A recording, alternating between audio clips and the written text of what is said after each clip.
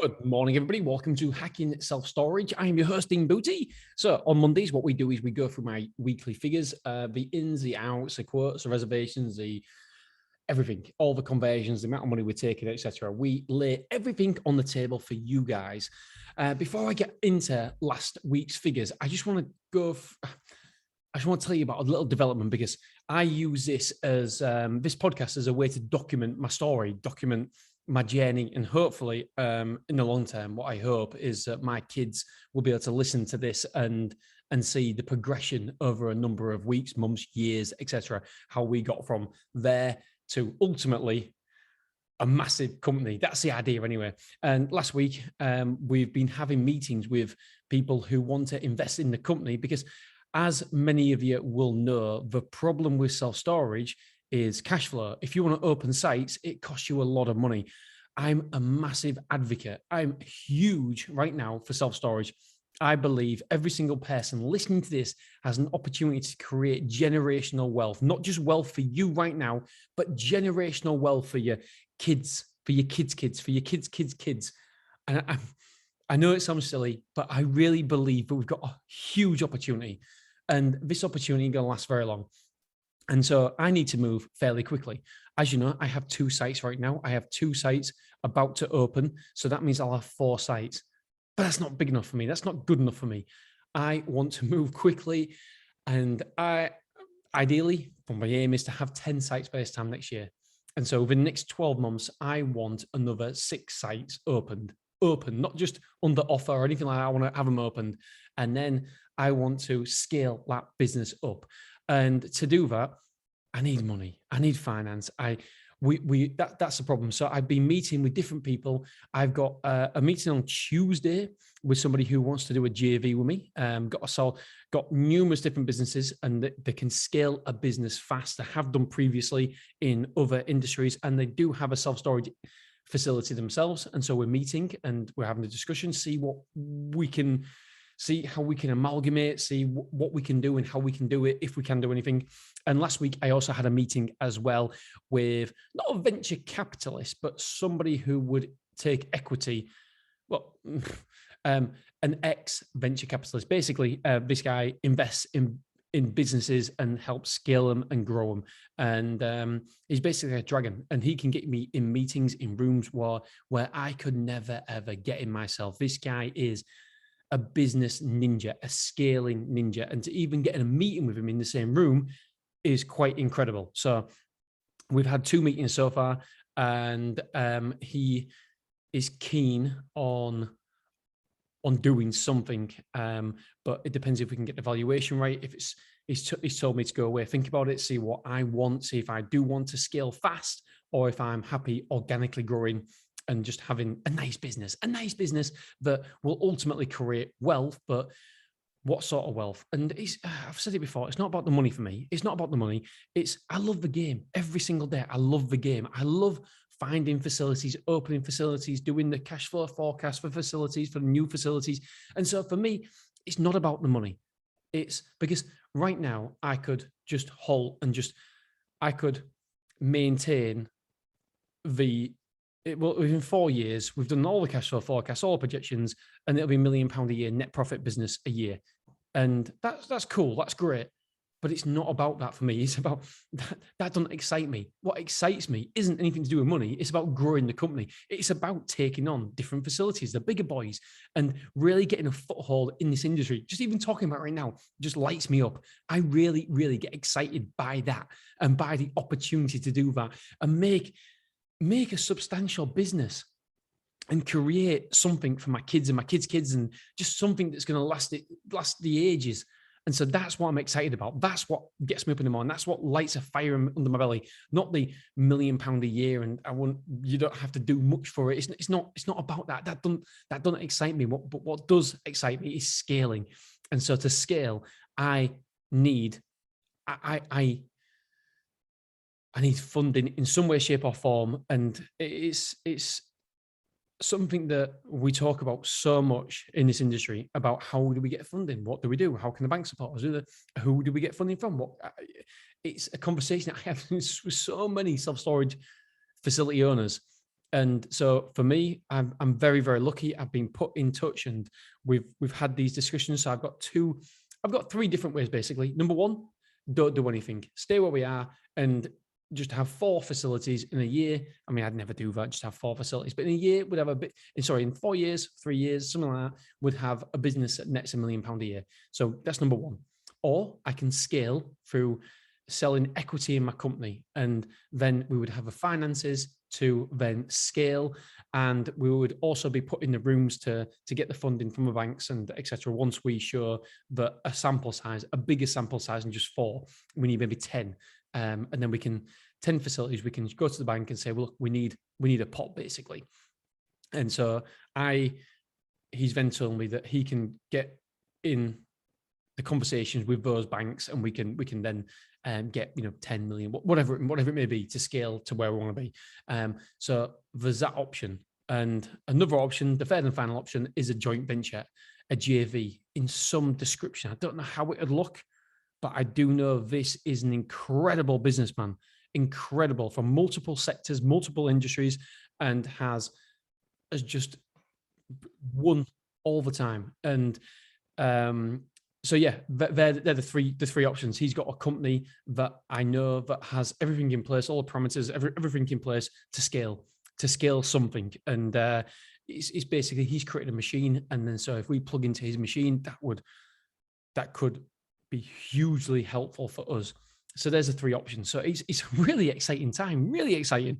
And yeah, and so if you are thinking about getting into self-storage, then honestly, this is the time. You will never, ever have a better opportunity now to create generational wealth. And I bang this drum all the time, but the demand is growing faster than the supply at the minute in self-storage. So it's a wonderful, wonderful industry. And it's something that if you can, then you should. It's something you should definitely look into. If you're listen to this podcast, I know so many people who are interested in self-storage, interested in taking the plunge, then yeah, definitely do it. Definitely, obviously go in with your eyes wide open, but 100%, you should seriously look at self-storage, because for me, it's a gift that keeps on giving. It's allowed me to have such a fantastic lifestyle, and I'm forever grateful, because obviously COVID, etc., where you see other businesses. I was talking to another friend of mine that's a business owner that is really, really struggling because of COVID. And I just feel so sorry for him. My sisters have closed the business down because of COVID, and then we're sat in self-storage. So firstly, if you listen to this and you are in self-storage, just understand how lucky you are. Your jobs are safe. Your business is safe. We're in such a fortunate position, but I don't believe that we often look at ourselves and have gratitude. And this is one of those moments where we should just look around and think, do you know what? Yeah, there is a lot of people suffering out there, a lot of businesses that aren't doing very well. There's a lot of businesses that are thriving during COVID. But yeah, if you're working self-storage, then your career is safe, your job is safe. If you're a business owner in self-storage, then we're very, very grateful that we don't have to be looking over the shoulders. We don't have to be worrying about paying this, paying that. It's working, and it will continue to work as well because of the demand. It's a growing industry that, at the minute, like I say, the demand is growing faster than the supply. So we are in a very, very fortunate position. If you're not in self-storage yet, then what are you doing? Get in self-storage. You need, honestly, if this podcast pushes you over the edge, then that's fantastic, because you need to be pushed over the edge. This is something that can help you and your family for generations. And I'm going to stop banging the drum now, because I can't say it anymore. I am super, super excited about the future and what it can give me and what it can give you as well. And we're on this journey, this ride together, and it's fantastic. Okay, so weekly figures.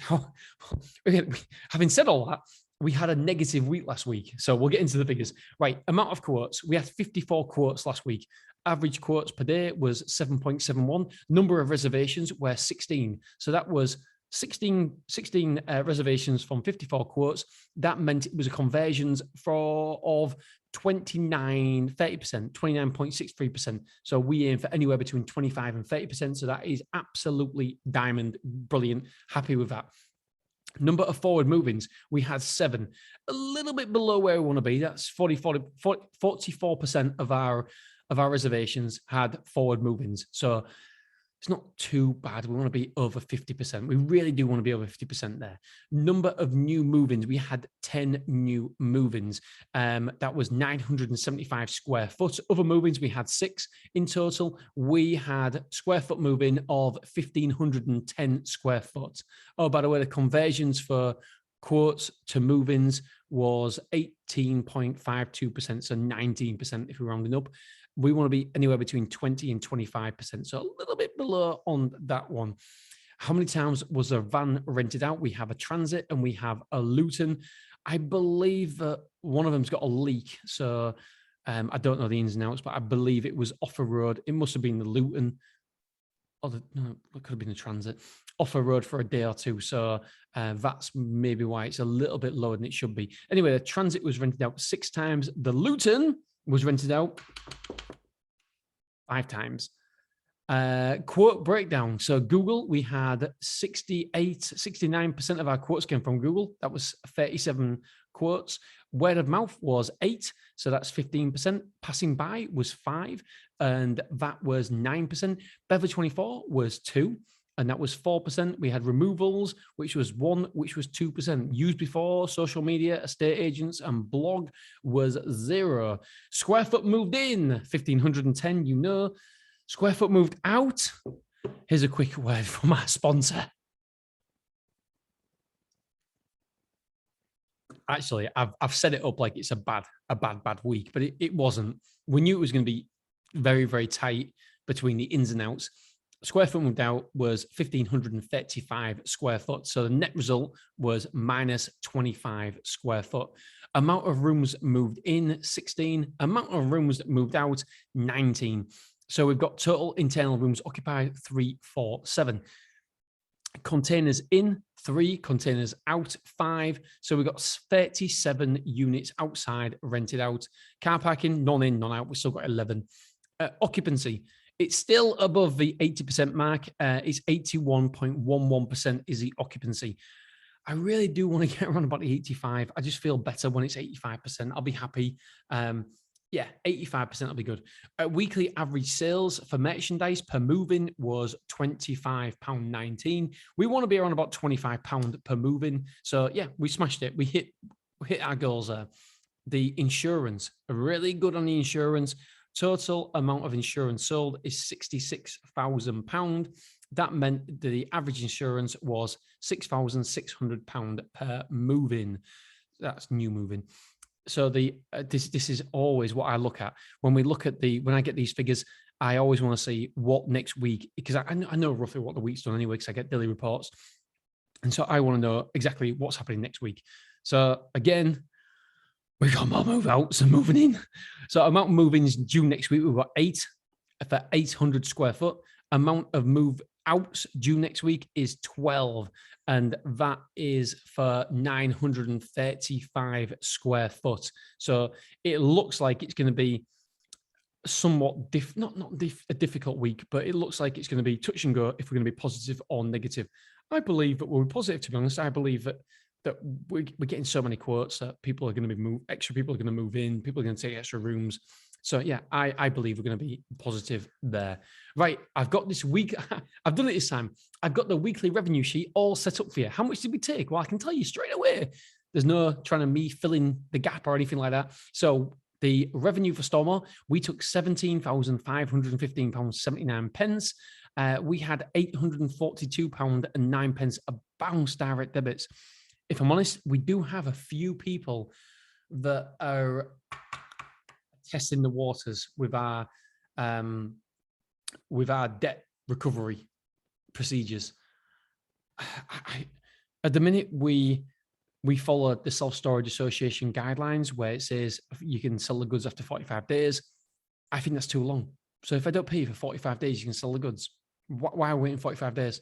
So we're looking at it next week. We're going to have a meeting about it. I believe it should be 30 days or 28 days, one invoicing period. Why are we waiting that long? Why wouldn't we put pressure on them? Why are we waiting 45 days? So if someone don't pay for 45 days, then we can sell the goods. So we're just looking at this because there is there's a few people over the 28, because I only find out about people when they owe over 28 days, because our invoice period is 28 days in advance, and so they really officially do start owing us money after the 28-day period. So that's when I find out, and there's quite a few people that have slipped onto my radar. So yeah, you always want to evolve, you always want to test things, you always want to make sure that you're doing the correct things and improving.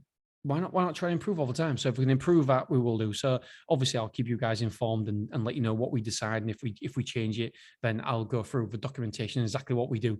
Because normally we're pretty much shit hot on this.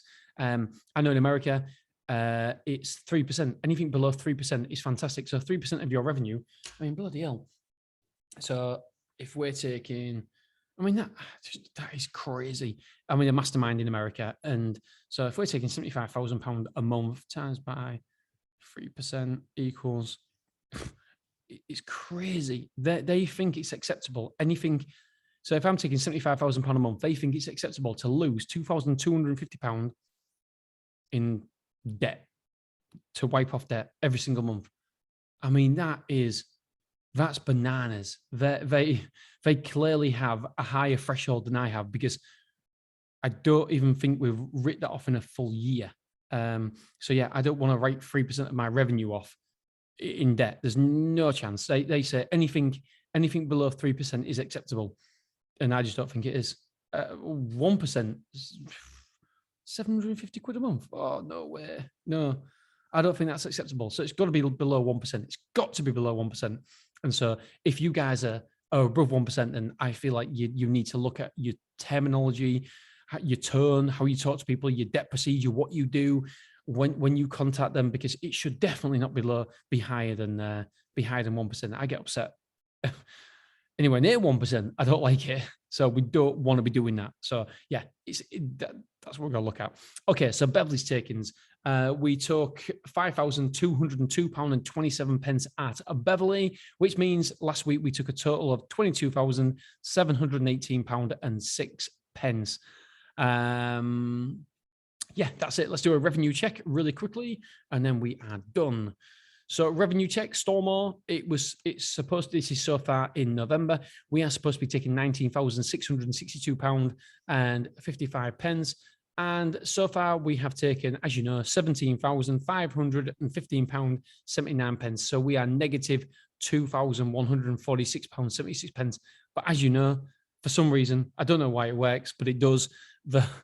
Just don't ask the question. I genuinely don't know what's the big difference here, but in the early parts of a month, we always seem to be behind, and then we catch up in the later parts of a month. So the actual revenue, I believe, will definitely overtake the true period revenue for Stormore this month, and also Beverly. True period revenue is at Beverly £3,660.16, and the actual revenue is £5,202.27. So at Beverly, we are over. We are massively positive. We are positive £1,542.11. Yeah, so that's it. Guys, girls, like I said, I have been discussing business with some very, very high level people, and I'm going to share in later episodes the education that I've had, they've been showing me and teaching me how to showcase my business, my facilities on a one-page document. So it's simple and easy for people to understand, people who want to invest. And this guy's had decades and decades of experience of doing this. And all of a sudden, when he said the only reason I'm telling you is because one of the Google Sheets came up then when I was trying to get back to the main page, and I was like, oh yeah, I've got to say this. And so yeah, it was interesting what they look for, and ultimately, you can overcomplicate your business. They don't need to know why your conversion rates are X, Y, and Z. They just need to see the trajectory of the company and what it's doing. That's it, and a factual trajectory. And then your projections on that trajectory that's previously happened. It was so fascinating, interesting to learn. And yeah, I learned so much. So along the way, I will be sharing this with you guys as well. All right, dudes, Dudettes, thank you for listening to me. I appreciate you, and I will be speaking to you soon. Have a great week. And on Wednesday, we've got a great episode about monthly figures. And then on Friday, we've got a helpful tip. Again, from the mastermind in America, so many people trip up over this and they focus on this metric when you shouldn't be focusing on that. It should be a different metrics. So we talk about that on Friday as well. And I've already I've pre-recorded it. All right, guys, girls, have a wonderful day, and I will speak to you soon. Thanks for listening. Bye.